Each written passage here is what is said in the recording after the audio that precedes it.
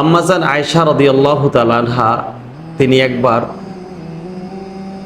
যে রূপার যে টাকা ছিল এই টাকাগুলাকে তিনি ভালোভাবে পরিষ্কার করে পরিচ্ছন্ন করে ঘরের মধ্যে রেখে দিলেন।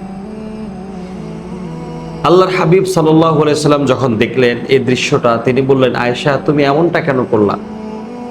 তুমি এই টাকা পয়সাগুলাকে কেন তুমি পরিষ্কার করে রেখে দিলা? তখনই আম্মাজান আয়েশা বললেন, ইয়া রাসূলুল্লাহ, আপনি মসজিদে নববীর ভিতরে আপনি আলোচনা করেছেন, আমরা শুনেছি।